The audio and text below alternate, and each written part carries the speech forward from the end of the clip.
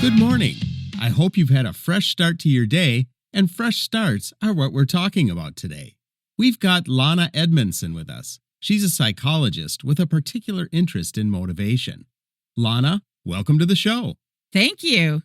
Now, we all associate January 1st with trying to be better as people, but when did people start making resolutions?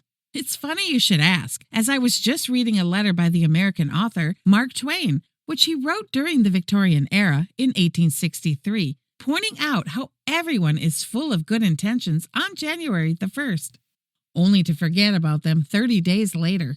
But January is actually named after Janus, the Roman god, who had two faces, looking forwards and backwards. The Romans used to promise him to behave better in the coming year. This also fitted in well with the Christian tradition later on of thinking of past mistakes and resolving to do better in the future.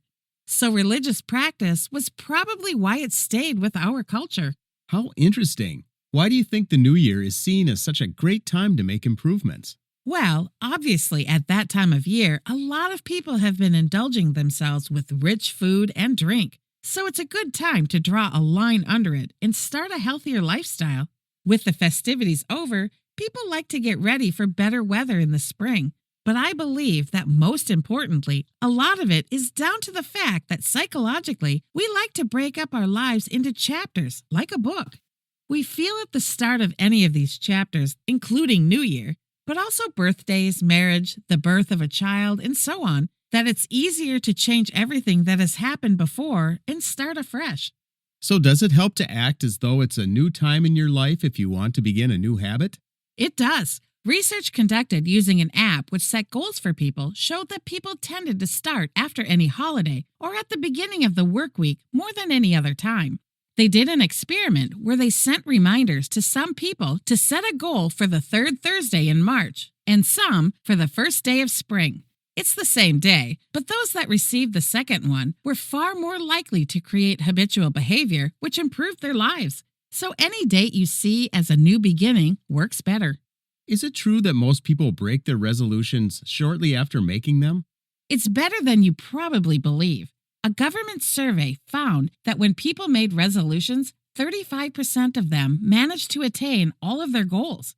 Of course, it can be hard, but 50% of people managed to stick with some of them, even if it wasn't all.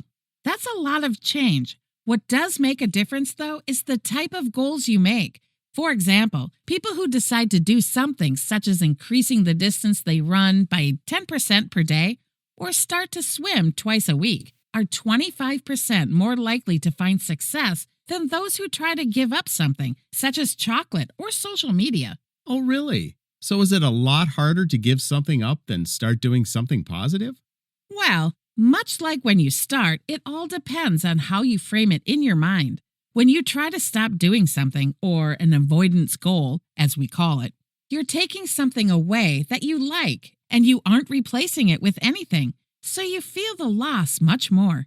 If you transfer it into an approach goal, then you can focus on an action which makes it easier.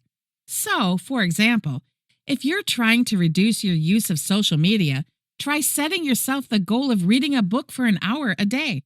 This also means you can track your progress, which isn't easy if you're trying to stop something. This will be a positive change and will focus on the gain, not the loss. Now I know I find it difficult to keep going. What should people do when they start to lose sight of their goals? Yes, it's often easier to start than it is to persevere 3 weeks later. Some people respond by thinking they can't do it or making their goals easier. What's best, though, is to start again at a new time. For example, if you start to find yourself losing focus at the end of January, try again on February 1st. Progress isn't usually a straight line, but includes ups and downs. You may need to have several fresh starts, and that's okay.